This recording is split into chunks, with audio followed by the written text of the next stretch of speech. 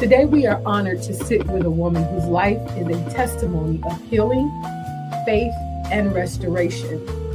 Donna Scott is a licensed marriage and family therapist with over 3 decades of experience. She is the author of The Tapestry of Trauma and a compassionate helping people connect their wounds to the healing power of God. Just call me, I'll be there. It don't matter, just say where. I'll be right by your side through everything, you know I'll ride. Just stay cool, I'll come through to pray for, encourage, and uplift you. When my sister wins, I win. When my sister wins, I win. At the Sisters Cafe.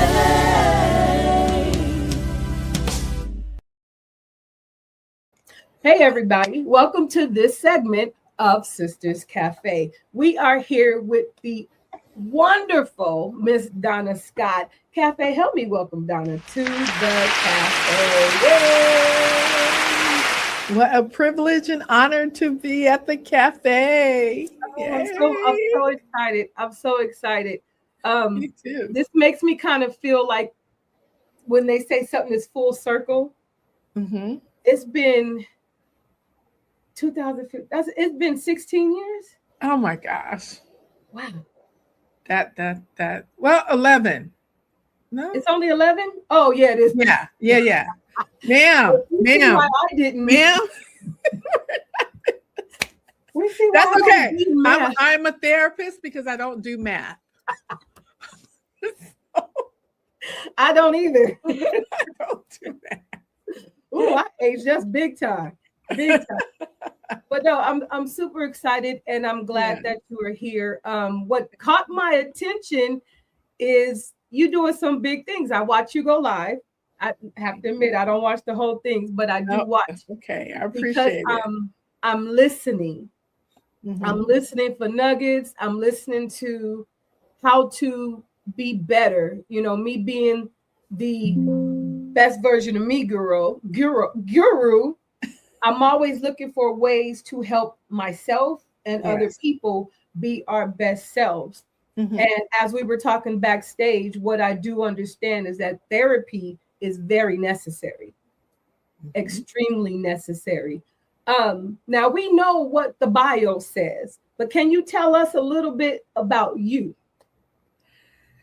A little bit about me. Well, I think what starts is I am a PK and talking about living in a glass bowl. Right. You know, for those other PKs, pastors' kids, it's everything you do, everybody zero in on.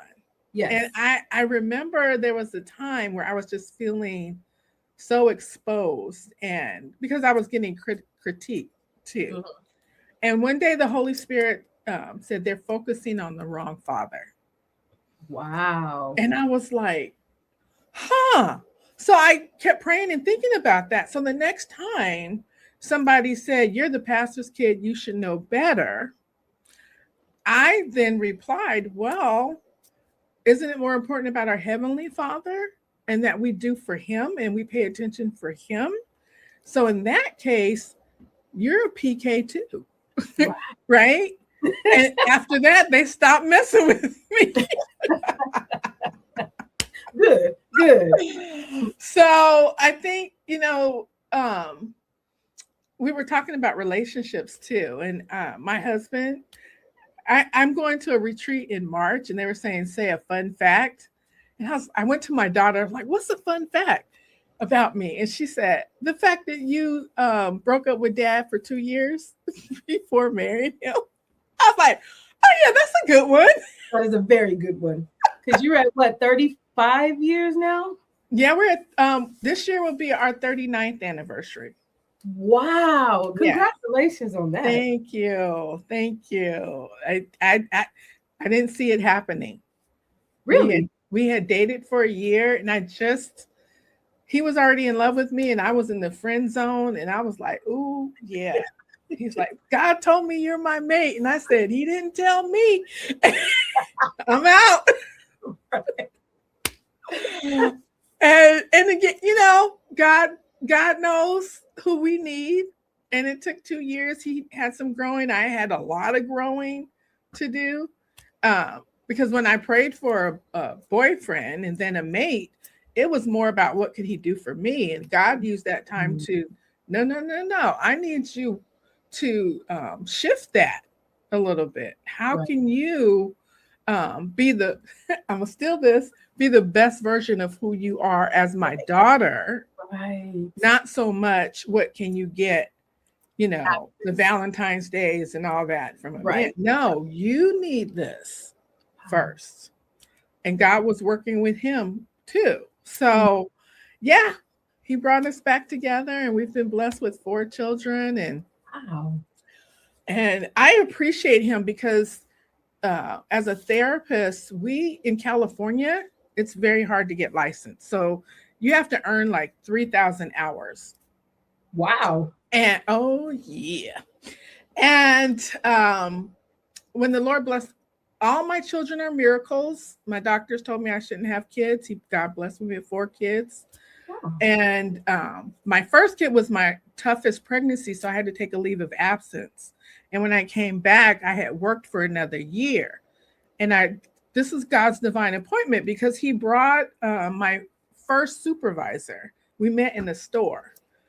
And she was saying, Donna, I remember you hadn't registered as an intern. And I said, oh, no, because it was optional. What my current supervisor didn't tell me was the law had changed and I needed to be registered. Oh, Gladys, I lost 1,000 hours. no. 1,000 hours. Wow. And I went home and I literally was sobbing and I was done. I was like, Yeah. And so my husband came home, saw me crying, took the baby. He said, okay, I said, I'm done. I'll just be a housewife. It's it. That's it. And he said, okay, I will support you in whatever you decide. But didn't you tell me God called you to be a therapist? And then he left the room. I'm talking about, why are you pulling the God card? That. Do you not see my pain? Yes. I love it. I love it. So needless to say, I did what God said, and this is why I can be here to help others. But I blame my husband. That's wonderful, though. Those are the kind of things I say is when is God. He's God sent. Oh, When I tell you, God does all things well. Oh my, and wait, God wastes nothing because look what you're doing. Nothing. He wastes nothing. That song, I only know the end of it, but I trust in God. Yes. But the end of it says, I sought the Lord. Yes. And yes. And he answered. That's been playing in my head for years. Yes. I just bust out singing it because he did it. Where I thought he wasn't listening, it wasn't going to happen for me. I know he can do it, but he just not going to do it for me. Yes. That's where I was with it. And when I told you, he just turned that around. But I had to do work on me. Yes. It's funny. Me and him just watched that Relationship Goals movie last night. And I was like, you know what? I want to do something for the cafe about this list we write. Because had I looked at my list and compared it to the husband, I would have been like, yeah, nah, I'm good. I'm gonna go over here and see what homeboy doing. But when I let God do it, okay, God, you got it. I trust you. You're sovereign. Yes. I'm open to what you have for me. We keep asking for things, but we dismiss it when it doesn't look like what we want. What doesn't line up. Right. So I had to let go of that. However, Lord, I'm asking you to open my eyes so that I can see what it is that you're sending me because I prayed for it. Yes. And even for debt, I remember I was like, I want to be debt free. I want to be debt free. but I wasn't changing any of my habits. Right. And then it got to the point where even one of the creditors took me to court, and then the IRS had no student loans had garnished my wages, and when this went on for a few years, but when all was said and done, it was gone. So it wasn't what I thought. I thought he was just going to blow on it and it went away. No, I had to go. I made the mess. I had to go through the mess. But I came out of it just like I asked, and that's without the debt. Wow. So because it didn't come at first, I was like, God, did you even hear what I said? This is crazy. And I'm like, he did hear what I said. He heard exactly what I said. But because if he would have wiped my slate clean, I probably would have did it again. Look at that. He did it the way he did it. I don't want to do that ever again. I don't need nobody to garnish nothing. I don't want this phone. Don't call me about nothing. I don't even trip them. I don't even know what creditors sound like no more. Peace. Like, isn't it something when we have that moment of, oh God, you do know what you're doing? Yes. Can I get a witness? I'm right there with you. I am right there with you. Oh my God. That's exactly how. Oh, yeah. Oh, okay. Who knew? You know what? And I'm so grateful. I'm so grateful for it. And it brings a whole new level of trust, because when stuff don't look like I think it should, I can be like, okay, God, let's see what's going to happen. And, and that's the way it is. I moved to Houston because my son was here. I was driving from Louisiana to Houston every single Thursday night and going back on Sunday for about a year, because he had my grandbaby, and she misses her grandma all the time. Okay. Oh, sure. Yes.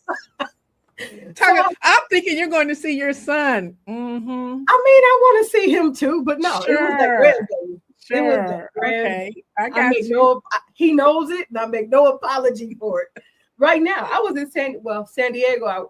LA. I just went because my middle baby turned 30. Can you believe that? Oh, my goodness. Nice. So I was out there, but low key, I got to play with my grandbaby. We went to Universal Studios. It was amazing. I had the best grandparents in the world, and I want that for them. Yeah. My world revolved around grandma and grandpa. And I want to be that. They were next to God. They were it. Wow. They were 100% it. And I'm like, legacy. Isn't that powerful? Mm-hmm. I don't care where I was in the world. Grandma and grandpa was on the way. When I graduated from boot camp, any Easter speech, it don't matter what it is. Grandma and grandpa was on the way. And that's the same way I feel. Yes, she got pie day and it's just kids eating pie, but I'm going to get on this plane and go watch this little 1-year-old eat pie. Well, she's 4 now, but the baby is 1.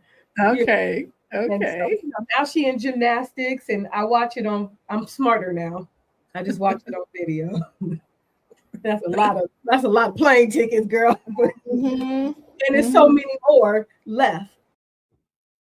I need a refill. I'll be right back after a word from our sponsors. Let me hear you! This is what winning feels like. One room, one movement, one declaration. I win! Because when my sister wins, I win. Stop waiting. This is your season. The I Win Conference is calling your name. Step into the room that changes everything. Register now before seats are gone. What led you into the field of marriage and family therapy? That is an excellent question. And it was years before I really had the answer, because of course I want to help people. Okay. So what happened when I was 15, my mom had what is now known as a major depressive episode. Okay. But then it was called a nervous breakdown. Oh, And it lasted for 2 years. And my mom was gone. I was motherless. And my dad was taking her to different doctors. They couldn't figure out what was going on. So all intents and purposes, I was then thrust into the mother role and the first lady role. And no one checked in to see how scary that was for me or how can I help you. I had this one lady, I thought, oh, she said, hey, are you going to be home? I want to come see you. And I thought, wow, yay, somebody finally sees what, me. Right. And she came over and she said, are you here alone? I said, yes. She said, good. Where's your ironing board? I said, excuse me? She said, where's your ironing board? I need to teach you how to iron because your father had a wrinkled handkerchief when he preached, and you should never let that happen. what? And, yeah. And so I got the ironing board, but inside I was like, Crying, I'm sure. Oh my God. Well, we talked earlier how we'll suppress pain. Yeah, we do. So I did. And so when people ask me that question and I look back, that the Lord brought that moment to mind because I needed me. I needed someone who would sit with me, listen to me, care with me, give me permission to hurt. Right. And know that God sees you and that he cares. Right. I needed a Donna Scott, Yes. licensed marriage and family therapist, or a sister in Christ or a brother in Christ. So that's why I'm here. Okay. To help people who don't have a voice, don't even know that they have pain. They just have these reactions that they don't even know why. And I love ministering to Christians because we have that, oh, you shouldn't be depressed. The joy of the Lord is your strength. If you would just do what God says, then right. And so it's my joy. Okay. People are like, when are you going to retire? I'm not going to retire. I love it. I may see less clients or Lord, keep my brain working. But it's that when my clients have that aha moment, that it's not their fault or they can talk and share what they're feeling and not be pushed away. Those who feel like God can't possibly love them because shame is so loud, and I can help them see the truth that Zephaniah tells us that he sings songs over us, and that Isaiah says that we're his and that we're precious and honored in his sight. That's joy. Yeah. So yeah, that's how I got here. Okay. That's actually a good reason to be here. Yeah. Well, because I think it says a lot about our God, how we can take something, the purpose and the pain. We just finished talking about that. We did. Take something and want to automatically help someone else. Yes. And I love that. Again, that is how the best version of me came about. And that was very scary because I'm not a person who puts my business. I wasn't a person who puts my business. You wasn't. Out. Right. Because now I'm going to say it. I'm going to say it because the freedom I feel by talking about it or saying it is necessary for me to stay okay in my head. I have to. Not only that, I have a right. I have a right to. I do. And it took me so long. I did go through some CPT therapy. I guess you say CP therapy, but I went through it because I kept making everything my fault. Everything for years. It's my fault. It's my fault. Okay. Me and this person had this argument. Obviously, I said something. Obviously, I did something. It's on me. Right. It's on me. And I should have done A, B, and C. Yes. And I would be lying if I say I don't still deal with it a little bit because it's hard to come out of something you've practiced and rehearsed decades, and a part of you. So now definitely. I still often say, well, I should have done A, B, and C. But I also put the facts with it. Is that really the case? Is it really my fault that he cheated on me? Is it really that my fault that my mom made that decision? Is it really my fault that whatever it may be? So now I have it, but now I have tools to deal with it. And I use it all the time because it's practical. People don't understand that. It's not that, oh, I saw my therapist for a week and it's over. No, it's constant change and practice, just like you would practice anything else. Exactly. Football is not football because they had a summer vacation or summer whatever and it was over. No, it wasn't a one and done. It wasn't. Right? It wasn't. And that's not how our brain works either. No. 21 days makes a habit. So if nothing else, do it for 21 days. But it's just so many things I didn't know I was holding on. And church had a lot to do with that. The way that I was thinking, or the way that I was stuck, should I say.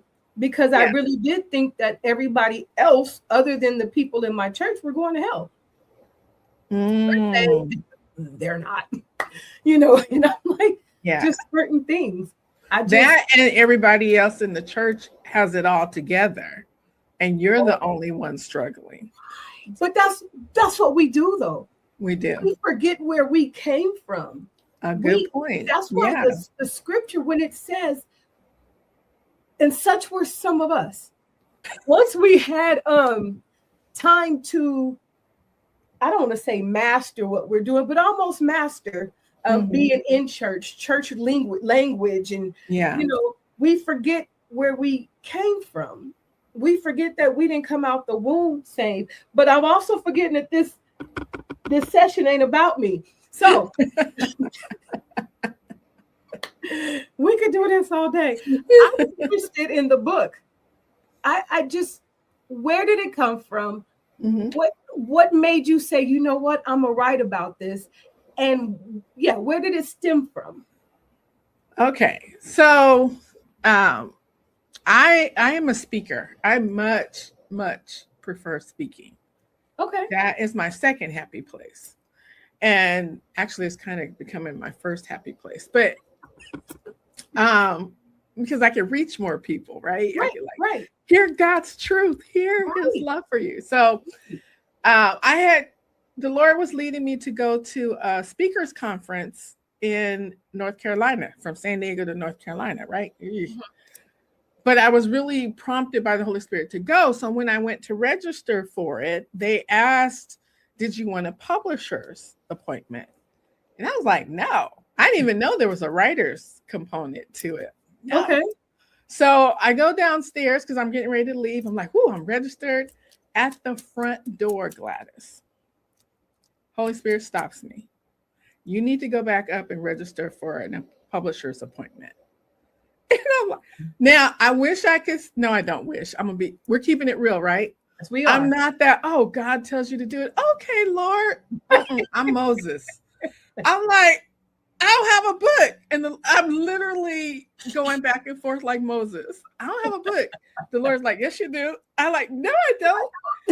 And then he said this, something that never, ever occurred to me. I want you to write a book on surviving childhood sexual abuse from a biblical, personal, and therapeutic perspective. Just like that. Just like that. Wow. Just like that. Gladys, I don't like writing emails.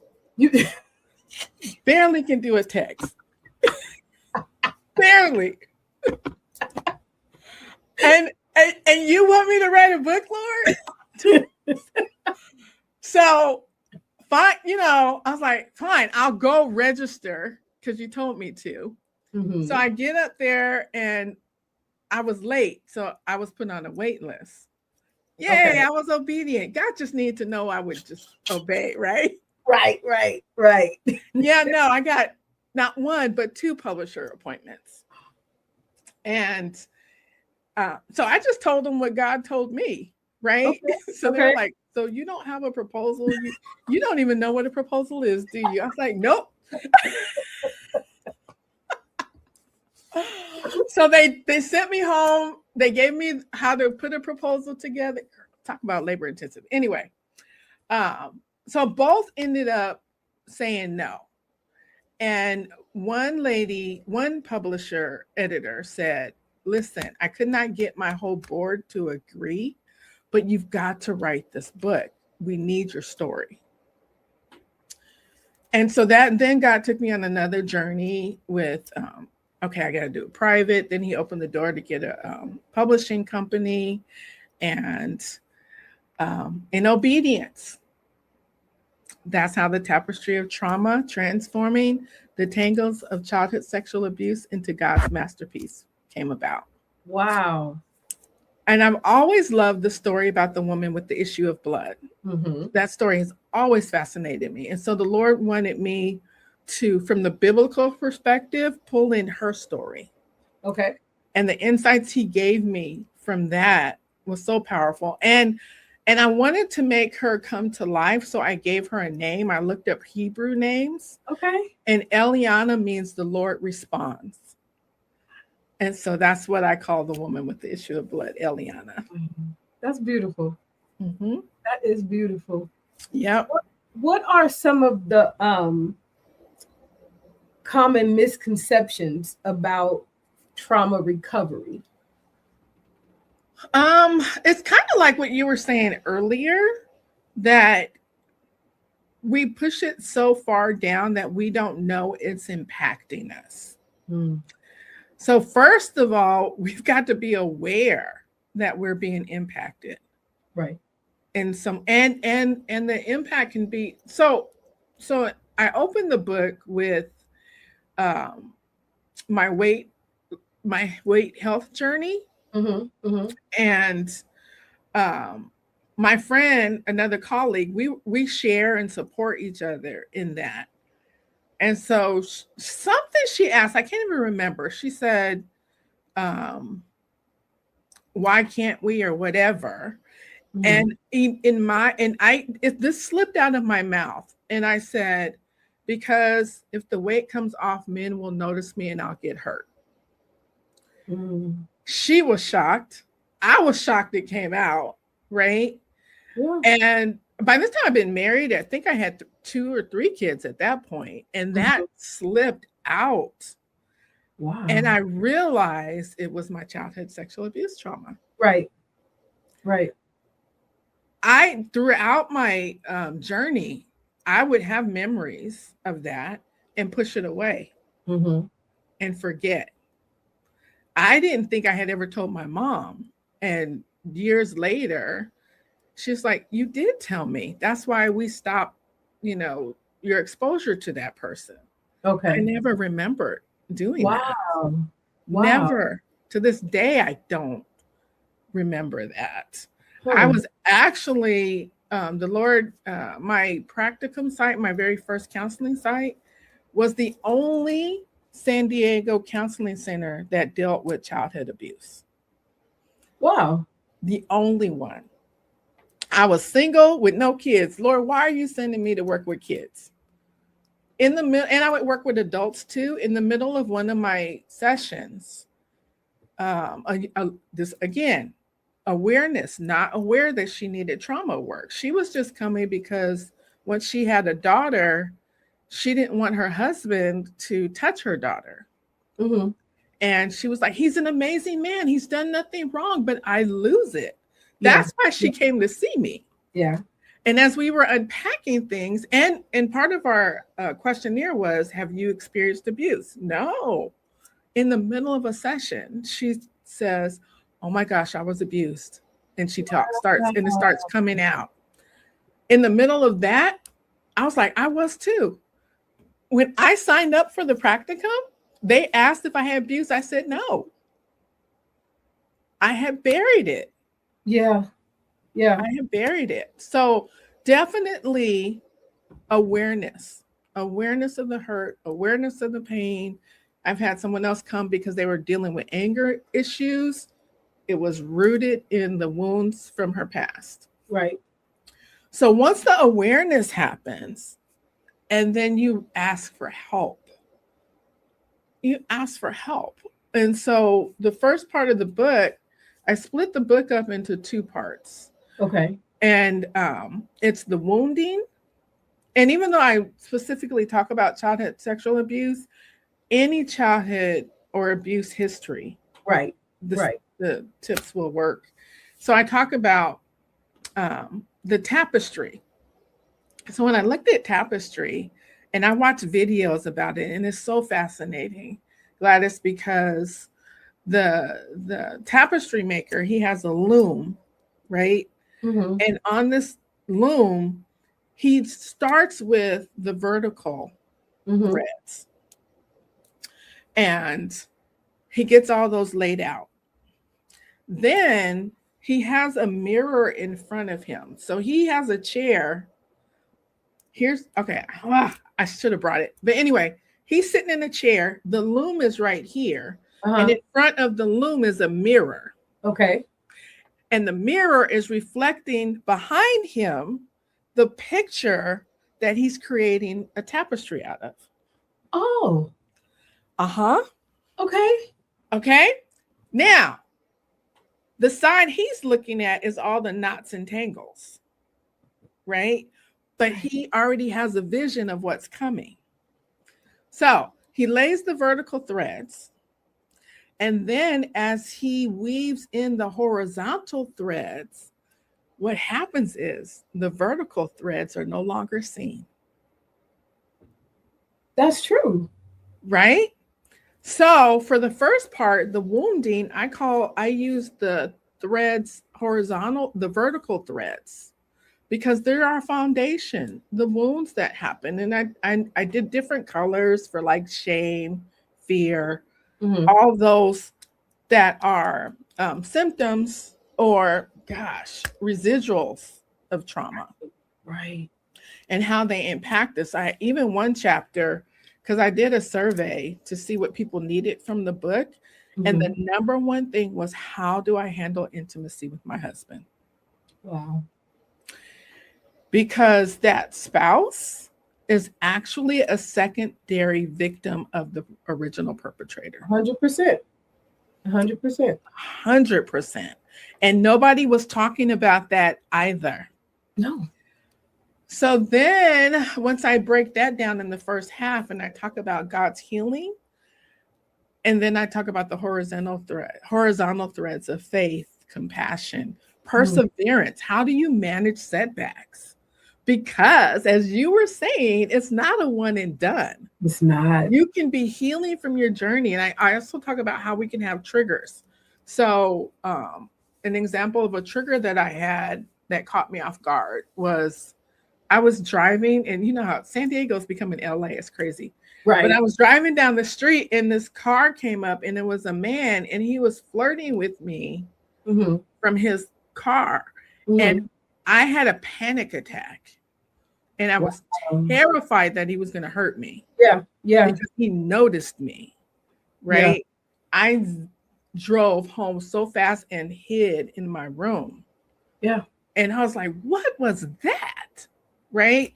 So it's how do you manage those? Knowing triggers may or may not, most likely will not go away. But your ability to manage them and handle them. Right. Because you're aware, and the tips that I share on how to handle that. And when I talk about, so when a trigger comes, then sometimes you feel like I'm never going to get better. It's never. And then I say, okay, this is where perseverance kicks in. The woman, Eliana, doctor after doctor after doctor, right? She never gave up. And then she heard about a man called Jesus. And culturally, because can you imagine an unending menstrual cycle? I can say that, right? I actually can. Right? Decades, years. We don't know how long. I had 10 months. 10 months Of straight cycle. Oh, Gladys. Oh, And so I you can remember relate thinking to about the Eliana. story. I'm like, You relate to Eliana. 12 years of this? Oh, Mm-hmm. mm-mm, Mm-hmm. And then culturally, you were unclean. clean, right? So that meant you couldn't go to church. You couldn't go to the store. You really couldn't be in relationship because anything you touched, if they touched it, they were unclean. Right. So you were isolated, Right. right? So this woman who persevered for her healing was breaking the law by going in the crowd of the Right. people. She broke the law. Right. She broke the law by touching the tassel on Jesus' prayer shawl. Yep. We call that the hem of the garment. She broke the law, but she was not giving up till she got her healing. Right. Right. She got her healing. And when she did, she was healed and she was walking away. But what happened? Jesus called her. He said, what happened? And one of the threads I talk about is courage. Because she had the courage to tell her story. She could have left. Mm-hmm. Now she has to confess, y'all, I broke the law. All Right. y'all contaminated. Jesus too. Right? Right. Literally. Right. And the courage to tell her story, Gladys. Wow. And because she did that, she is the only woman Jesus calls daughter. The only one. That gift would have been missed if she had went away without telling her story. Right. Tucked And off the peace. And think about this too. He also confirmed her healing. Because imagine the next month when her period came, the fear she would have had. Trigger. Starting all over again. Trigger. Ooh-wee. Ooh-wee. But she had the promise of Jesus that she was healed. Right. Right. And God and Jesus kept his promises. Wow. And he does. Yeah. So watching God create that masterpiece, because see, we look at the tangles on the mess on the back with our trauma history. God is the master weaver. He's looking ahead to what he already knows we'll be. He knows. And we are masterpieces, not despite our trauma, but because and with our trauma. Wow. God takes it and makes it beautiful. Wow. Yeah. One of my biggest ways of dealing, which I know now is not a good thing, even though part of me feels like I should still, but avoidance is what I was doing. I just, certain things that happen or had happened, I just don't put myself in that situation ever again. Yes. And I've learned now that that's avoidance, but to me, that kept me safe. So I will continue to do that. And that's what I was trying to tell the therapist at one time. But one of the things about trauma is it spills over into everything. And certain things I had to, because I didn't feel like I had control over certain situations.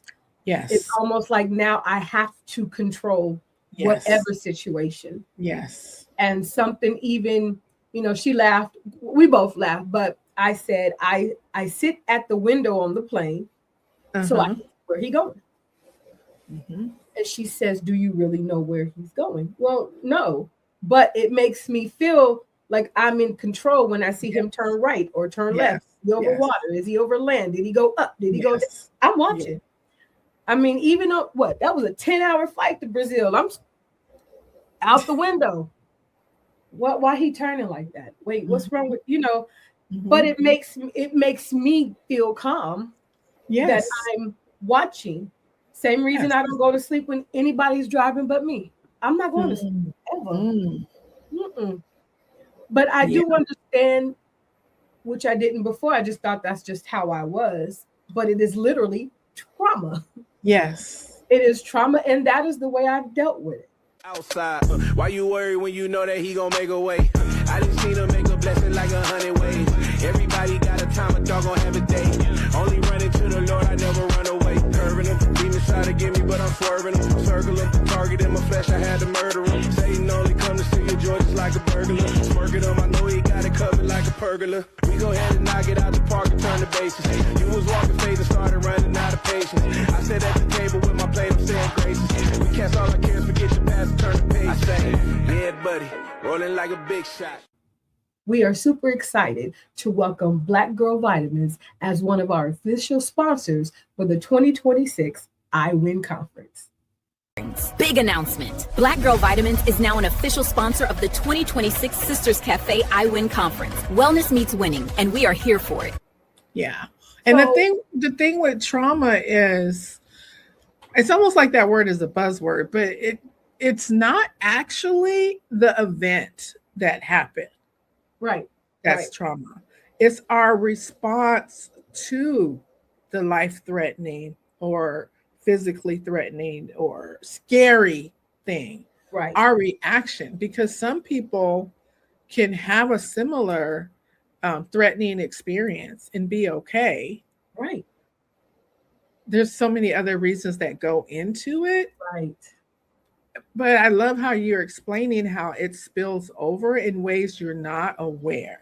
Right. And so it's kind of like, I heard it explained this way. You know how you have a file cabinet and you open it and you put the folder in and it slides in and you can close the drawer? Yes. With trauma, the file cabinet won't slide in the slot in your brain. And so when you try to close the file drawer, it won't close.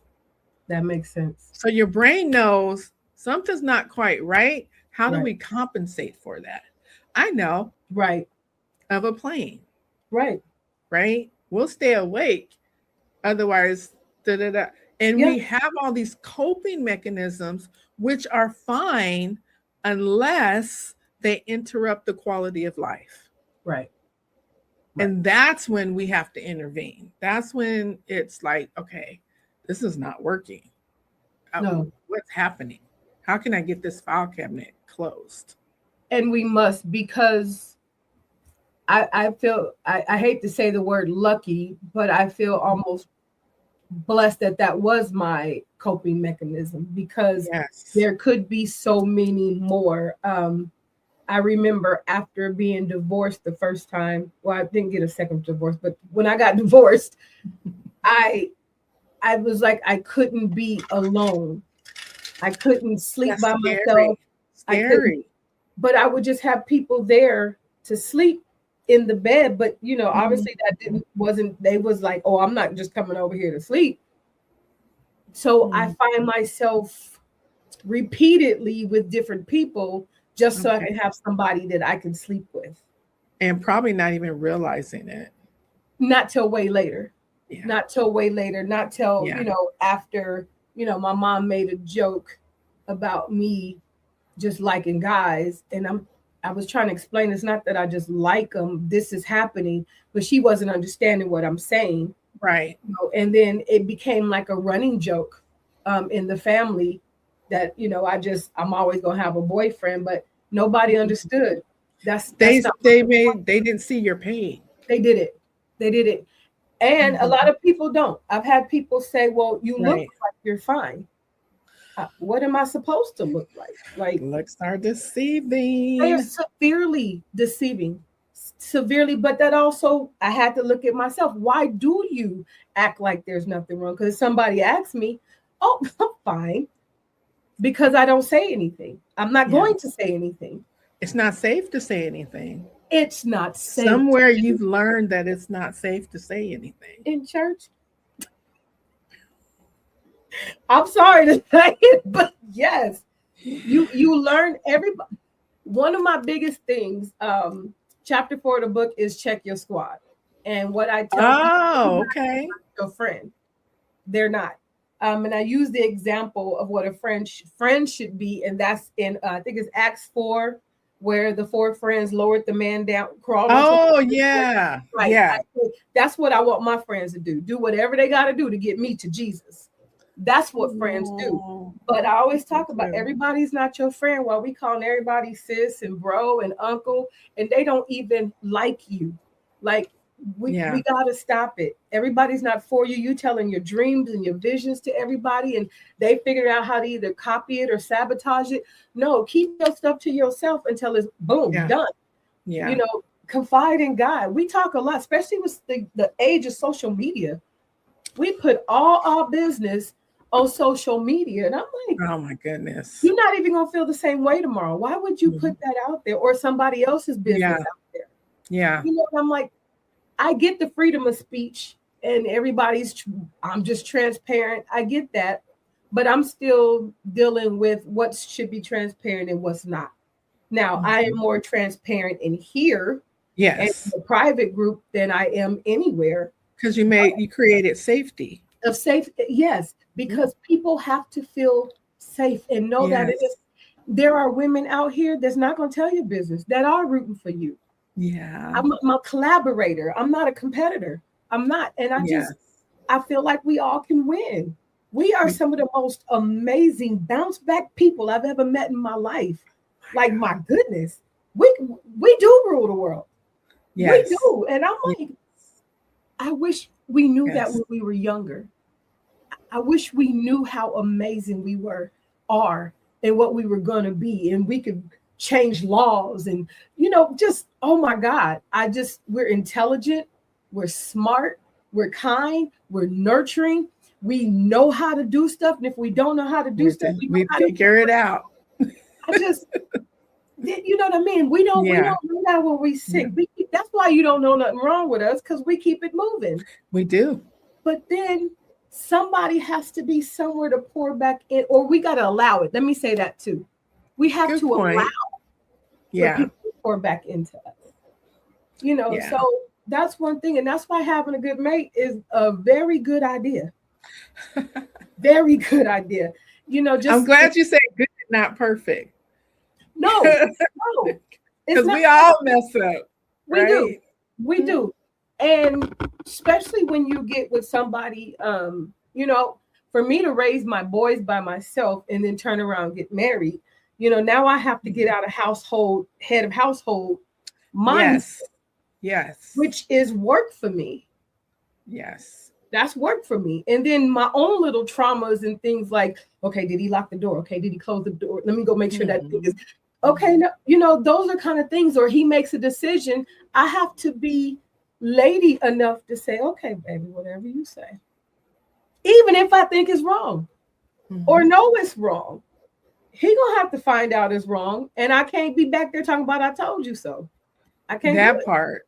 I cannot do that it. part. That So part. it's always, you can always get to your better self.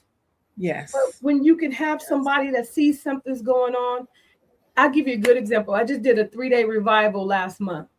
Okay. And we did it on Zoom though, because it was snowing in Shreveport.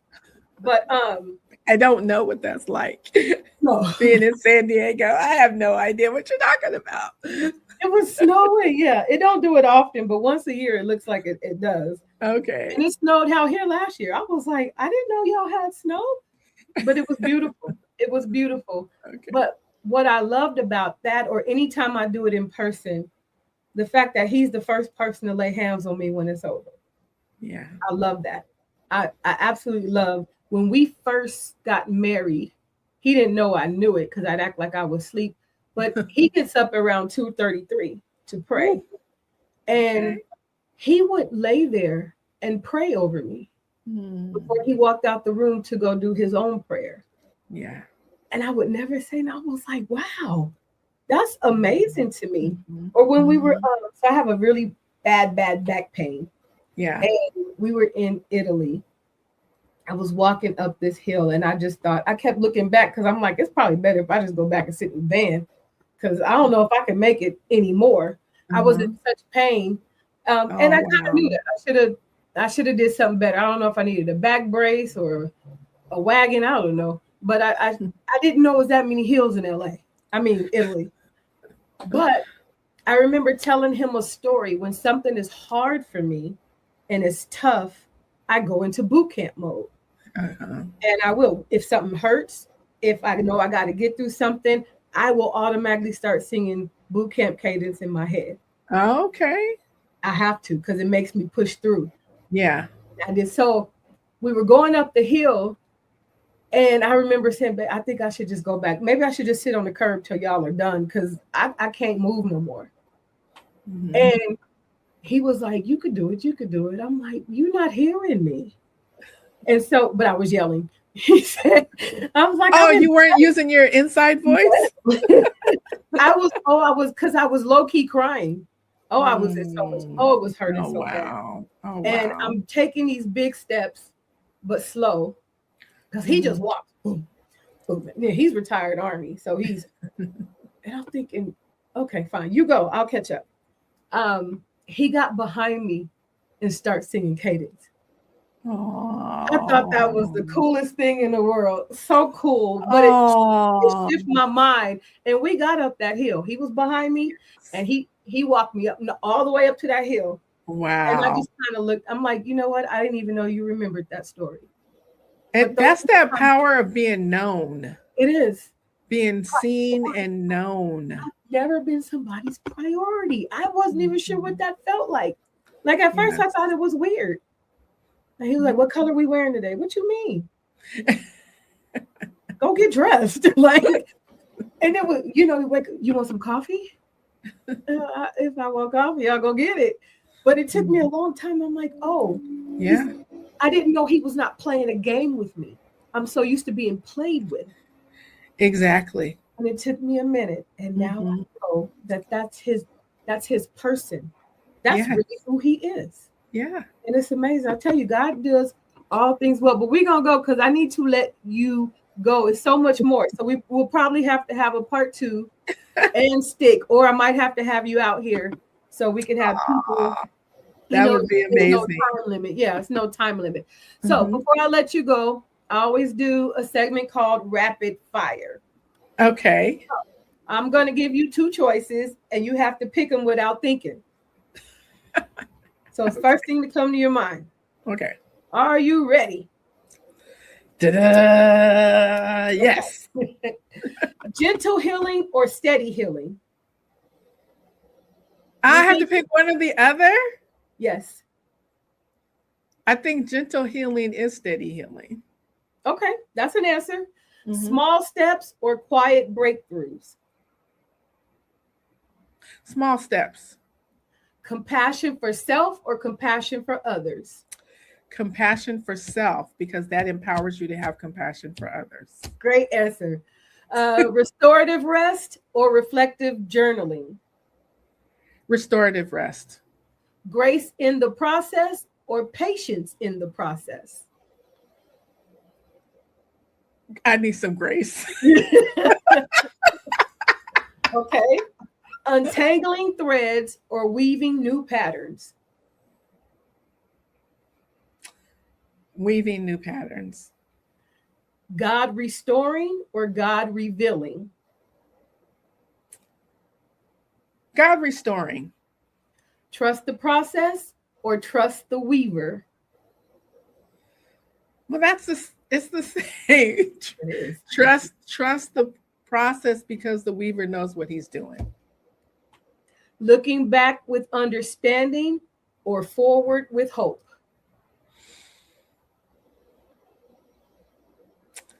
Gosh, you give me these answers that merge, right?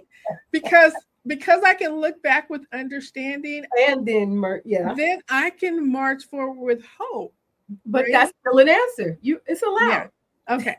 Okay. Good. Morning stillness or evening reflection? Oh, morning stillness. Nature walk or quiet room? Oh. Quiet room. Quiet room. Warm tea or hot coffee? Warm tea. Soft music or silence? Soft music. Okay, you got through it. So if you could please, 1, tell us where to get the book, and B, tell us how we can stay in contact with you. Okay. So the book is still on Amazon. So and you have the title. So The Tapestry of Trauma by Donna Scott. I think it has LMFT on there. And the best way to be in contact with me is DonnaScottTherapy.com. Okay. DonnaScottTherapy.com. And when you go to my website, I offer a free ebook called Untangled. And to help you with your awareness of what may be impacting you. Is Untangled similar to the story of the weaving? No, I go on a different angle for it's an acronym for the tangles. So how to get untangled. Untangled. Okay. Mm-hmm. All right. So if you could give our audience a final word of hope. Or anything you would want to share with us. Anything. What it could be encouraging, inspiring. Yes. Here, sisters, what I want you to understand is you were made in the image of God. And there is that verse in the Bible that talks about the woman is the helpmeet or the helper suitable. Mm-hmm. That phrase in the original language is the same phrase used for the Holy Spirit. Wow. You have a power that gets buried and gets silenced. Jesus ministered to women, and the way he loves you and the way God created you, he did not create you to be silent. He created you to be the beautiful masterpiece, his amazing work of art. And I know circumstances can blind you to that or bury that. But please remember Ephesians 2:10, because he said you're his masterpiece and he created you to do the things that he prepared for you that you may be doing already, or you may not even know what that is yet. But he wouldn't give you a task that he didn't think you could handle. So don't let Satan keep you silent. Don't suffer in silence.